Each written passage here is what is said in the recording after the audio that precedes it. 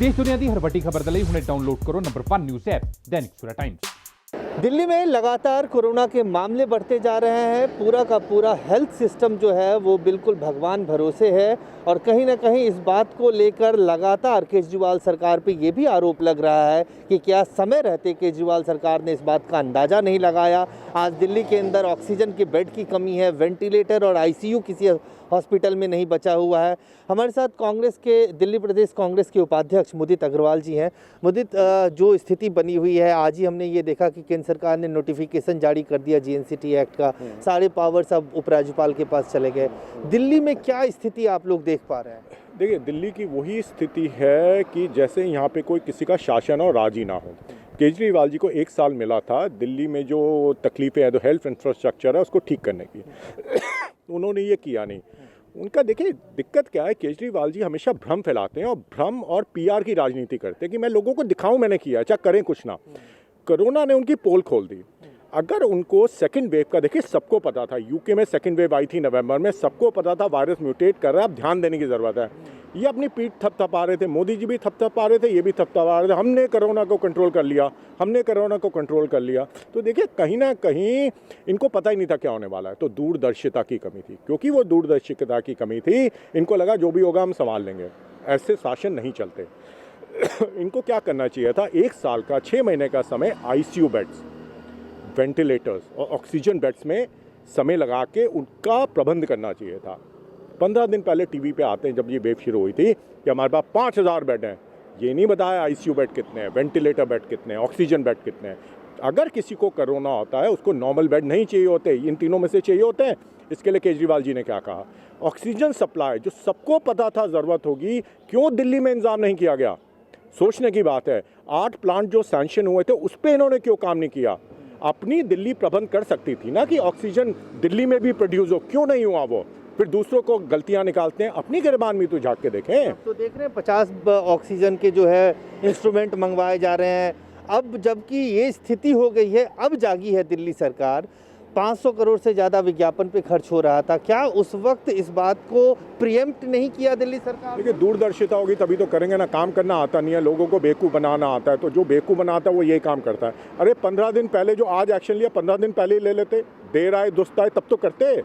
अरे लोगों को कॉन्फिडेंस में लेते, ऑपोजिशन को कॉन्फिडेंस में लेते। हम इनको सुझाव दिल्ली प्रदेश से देते आ रहे हैं, लेकिन ये कुछ करने को तैयार नहीं। अनिल चौधरी जी ने कम से कम 20 तो प्रेस कॉन्फ्रेंस की हैं, 20 लेटर्स इनको लिखे हैं, भाई क्या क्या हमें करना चाहिए, लेकिन इनके कान पे जू नहीं रहेंगी। अब लोग परेशान हैं, अब घड़ियाली आंसू बना रहे हैं।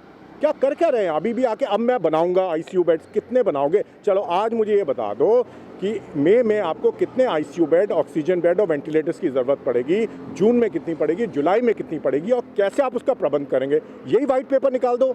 ये भी नहीं निकल रहा आज तक। तो ये तो दिखा रहा है, ये सोच रहे हैं ये भी चला जाएगा, मेरा काम चल जाएगा। आपको लगता है कि जो स्थिति है, हम लोग भी कई हॉस्पिटल्स में जा रहे हैं, जो दुर्दशा है वो साफ दिख रहा है।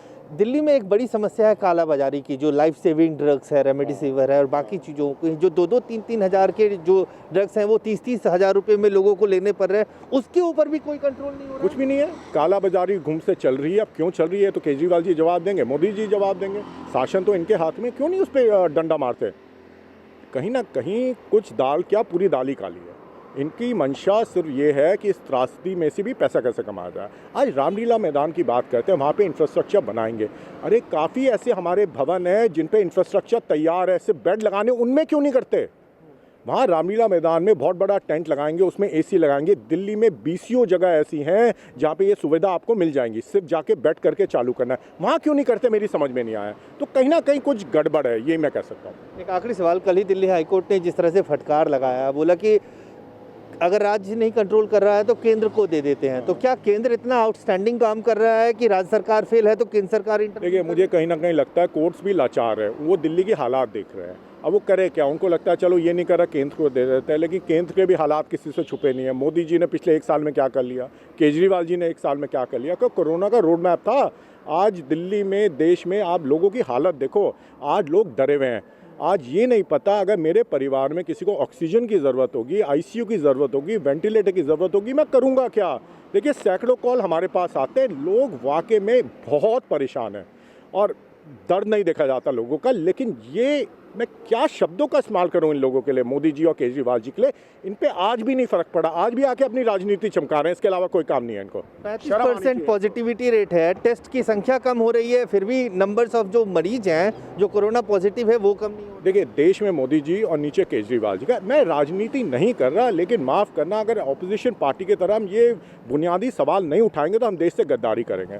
देखिए, केजरीवाल जी की पहले भी पॉलिसी और मोदी जी की रही थी, अगर कोरोना कम करना टेस्ट कम कर दो। छोटा सा उदाहरण दे देता हूँ, जब 14 अप्रैल को 1,08,000 टेस्ट हुए थे, तब 16,000 17,000 केस आए थे। पता आप कितने टेस्ट हो रहे हैं पिछले 5 दिन से? सिर्फ 70,000 टेस्ट, और उनकी भी रिपोर्ट नहीं आ रही। तो कहीं ना कहीं जान के टेस्ट कम किए जा रहे हैं, क्योंकि जब 1,08,000 टेस्ट हो रहे थे तब एक दिन में रिपोर्ट आ रही थी। आज 70,000 टेस्ट हो रहे हैं, सिर्फ उनकी रिपोर्ट क्यों नहीं आ रही समय पे? और क्यों ज़्यादा टेस्ट नहीं हो रहे? सोचने की बात है। सब जिसमें भी थोड़ी सी भी अक्ल होगी उसको पता है 24,000 केस नहीं आ रहे दिल्ली में, लाखों में रोज़ के। हर परिवार में कोरोना घुसा हुआ है। ये सिर्फ झूठ बोल रहे हैं और कुछ नहीं कर रहे।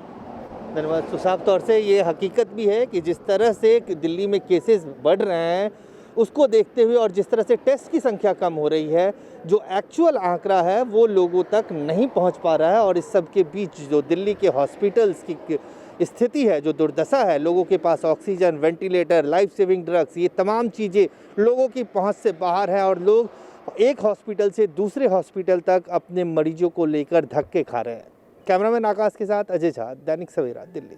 All world open challenge 17 time gold medalist मियां रफीक मोहम्मद, पंडित, मौलवी, बेगम, तांत्रिक, इन चोरा ठग्गा तो सावधान। स्पेशलिस्ट वशीकरण, सट्टा नंबर, लव मैरिज, पति पत्नी च अनबन, विदेश च पक्का होना, कारोबार दा ना चलना, सिर्फ 31 घंटिया विच समाधान। फ्री फ्री फ्री मियां रफीक मोहम्मद। मोबाइल 84 374 94 647, 84 374 94 648। पंडित राधे शर्मा, चमत्कार ਹੁੰਦੇ ਵੇਖੋ ਆਪਣੀਆਂ ਅੱਖਾਂ ਦੇ ਸਾਹਮਣੇ। 24 ਘੰਟੇ ਵਿੱਚ ਪਾਓ ਹਰ ਪਰੇਸ਼ਾਨੀ ਦਾ ਹੱਲ। ਮੁਸਲਮਾਨੀ, ਰੂਹਾਨੀ ਤੇ ਕਾਲੇ ਇਲਮ ਦੇ ਬਾਦਸ਼ਾਹ, ਮੇਰੇ ਕੀਤੇ ਨੂੰ ਮੇਰੇ ਤੋਂ ਇਲਾਵਾ ਕੋਈ ਕੱਟ ਨਹੀਂ ਸਕਦਾ। ਮੋੜੀ ਵਸ਼ੀਕਰਨ ਕਰਵਾਓ, ਮਨਚਾਹਾ ਪਿਆਰ ਪਾਓ, ਲਵ ਮੈਰਿਜ, ਸੌਤਨ ਦੁਸ਼ਮਨ ਤੋਂ ਛੁਟਕਾਰਾ, ਤਲਾਕ ਕੇਸ, ਜ਼ਮੀਨੀ ਝਗੜਾ, ਨੌਕਰੀ, ਕਾਰੋਬਾਰ ਚ ਰੁਕਾਵਟ, ਵਿਦੇਸ਼ ਯਾਤਰਾ, ਲੋਟਰੀ ਤੋਂ ਤੁਹਾਨੂੰ ਮਿਲੇਗਾ ਜਾਂ ਨਹੀਂ, ਸੱਚਾਈ ਜਾਣੋ। ਲੋਟਰੀ ਨੰਬਰ ਪਾਓ 649 ਹੋਵੇ ਜਾਂ ਲੋਟੋ ਮੈਕਸ, ਤੁਹਾਡੀ ਹਰ ਗੱਲ 100% ਗੁਪਤ ਰੱਖੀ ਜਾਵੇਗੀ। ਪਿਆਰ ਵਿੱਚ ਧੋਖਾ ਖਾਏ ਪ੍ਰੇਮੀ ਪ੍ਰੇਮਿਕਾ ਇੱਕ ਵਾਰ ਜ਼ਰੂਰ ਮਿਲੋ, ਮੈਂ ਤੁਹਾਡਾ ਪਿਆਰ ਟੁੱਟਣ ਨਹੀਂ ਦੇਵਾਂਗਾ। मोबाइल 98 768 045 80 85 588 38 617।